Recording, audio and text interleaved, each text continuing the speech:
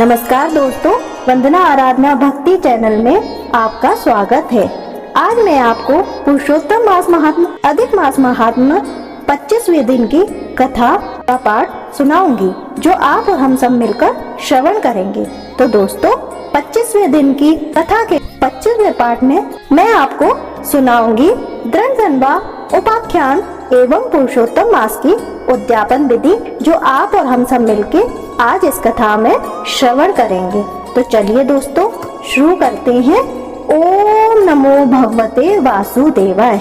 दृढ़ बोले, हे ब्राह्मण, हे मुने, अब आप पुरुषोत्तम मास के व्रत करने वाले मनुष्यों के लिए कृपा कर उद्यापन विधि को अच्छी तरह से कहिए। वाल्मीकि मुनि बोले, पुरुषोत्तम मास व्रत के संपूर्ण फल की प्राप्ति के लिए पुरुषोत्तम मास के उद्यापन विधि को थोड़े में अच्छी तरह से कहता हूँ। पुरुषोत्तम मास के कृष्ण पक्ष की चतुर्दशी, नवमी अथवा अष्टमी को उद्यापन करना कहा है।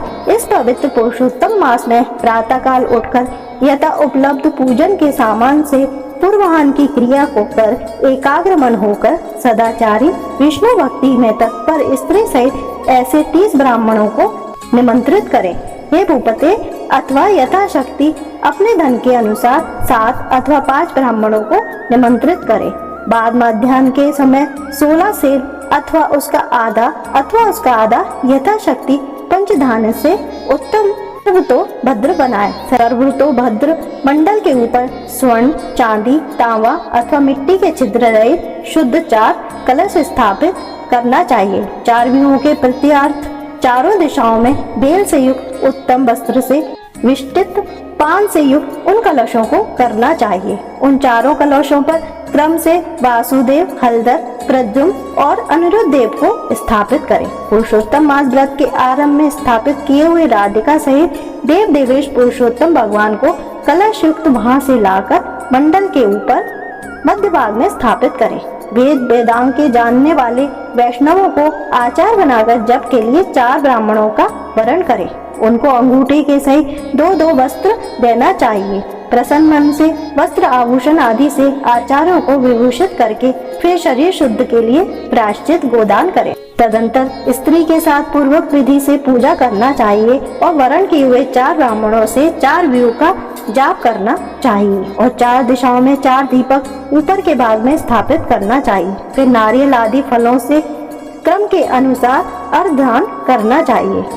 घुटनों के बल से पृथ्वी में स्थित होकर पंच रत्न और यथा उपलब्ध अच्छे फलों को दोनों हाथों में लेकर श्रद्धा भक्ति से युक्त स्त्री के साथ हर्ष से युक्त हो प्रसन्न मन से श्री हरि भगवान का स्मरण करते हुए अर्घदान करें। अर्घदान का मंत्र, हे देव देव, हे पुरुषोत्तम, आपको नमस्कार है। हे हरे, राधिका के साथ आप मुझसे दिए गए अर्घ को ग्रहण करें। नवीन मेघ के समान श्याम वर्ण 2 भुजाधारी मुरली हाथ में धारण किए पीताम्बरधारी देव राधिका के सहित पुरुषोत्तम भगवान को नमस्कार है।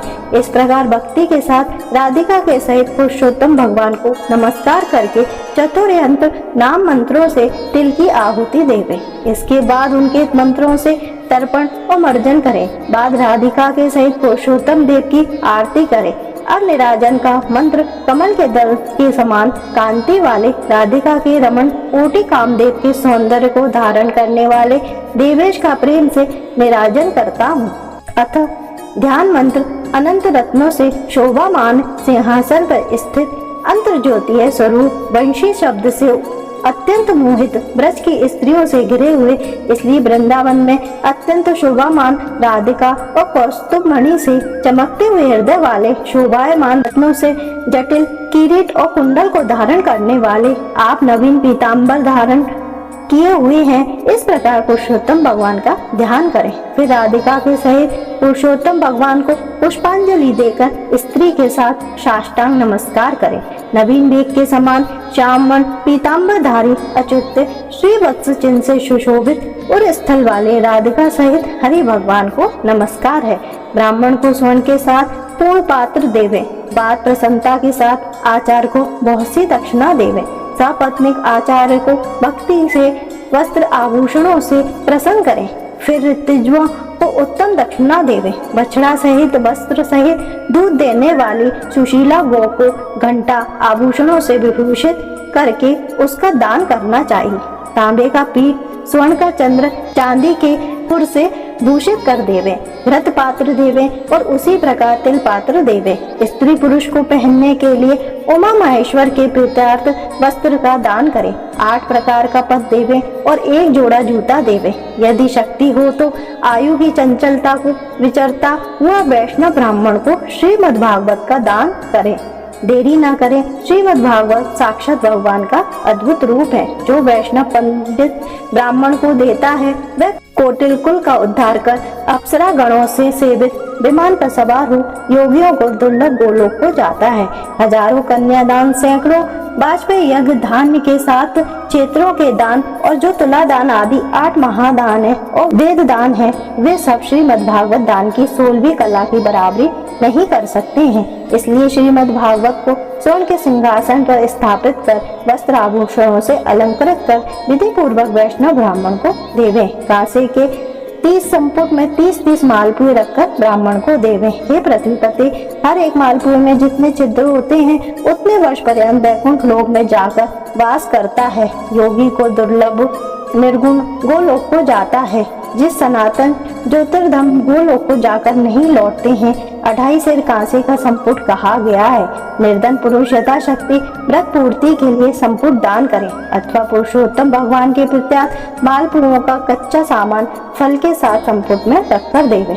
हे नराधिपति, इन तृप्त सपत्नीक ब्राह्मणों को पुरुषोत्तम भगवान के समीप संकल्प करके देवे। अब प्रार्थना लिखते हैं। हे श्री कृष्ण, हे जगदाधार, हे जगदानंद नायक अर्थात हे जगत को आनंद देने वाले, मेरी समस्त श्लोकों तथा परलोक की कामनाओं को शीघ्र पूर्ण करें। इस प्रकार गोविंद भगवान की प्रार्थना कर प्रसन्नता पूर्वक पुरुषोत्तम भगवान का स्मरण करते हुए स्त्री सहित सदाचारी ब्राह्मणों को भोजन करावे। ब्राह्मण रूपी हरि और ब्राह्मण रूपी राधिका का स्मरण करते हुए भक्ति पूर्वक गंधक्षक से पूजन कर व्रत पायस का भोजन करावे। व्रत करने वाले विधि पूर्वक भोजन सामान का संकल्प करें। अंगूर, केला, अनेक प्रकार के आम के फल, घी के पके हुए, सुंदर उड़द के बने बड़े, चीनी घी के बने घेवर, फैनी, खाड़ के बने मांडक, खरबूजा, ककड़ी का शाक, अदरक, सुंदर नींबू, आम और अनेक प्रकार के अलग अलग शाक। इस प्रकार 6 रसों से युक्त 4 प्रकार का भोजन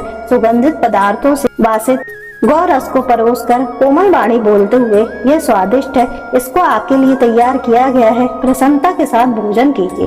हे ब्राह्मण, हे प्रभु, जो इस पकाए हुए पदार्थों में अच्छा मालूम हो उसको मांगिए। मैं धन्य हूँ, आज मैं ब्राह्मणों के अनुग्रह का पात्र हूँ, मेरा जन्म सफल हुआ। इस प्रकार कहकर आनंद पूर्वक ब्राह्मणों को भोजन कराकर तांबूल और दक्षिणा देवे।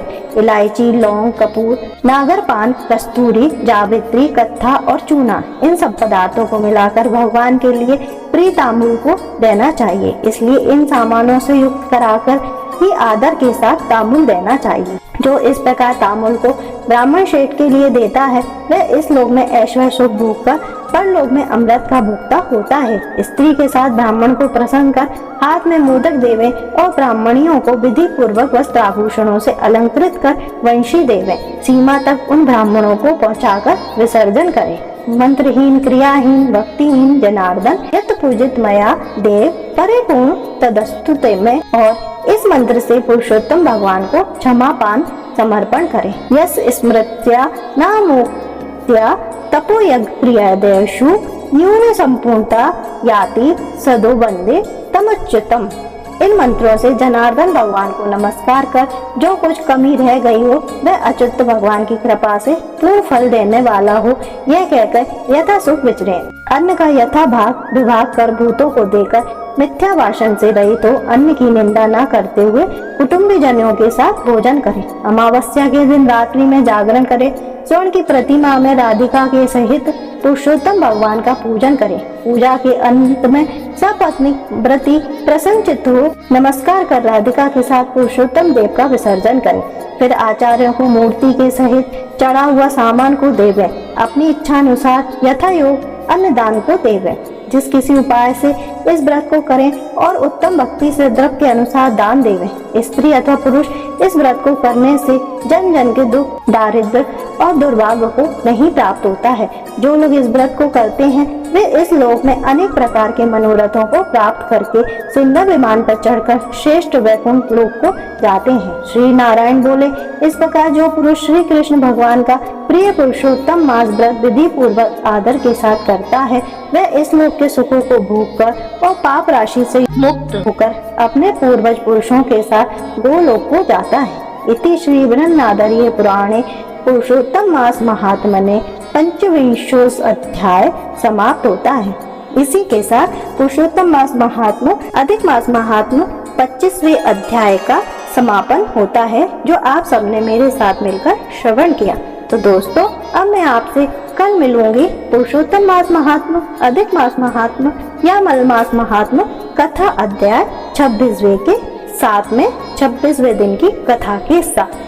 दोस्तों, अगर आपने अभी तक मेरे चैनल को सब्सक्राइब नहीं किया है तो प्लीज मेरे चैनल को जरूर सब्सक्राइब करें, बेल आइकन को दबाएं और कमेंट बॉक्स में ओम नमो भगवते वासुदेवाय जरूर लिखें। धन्यवाद दोस्तों।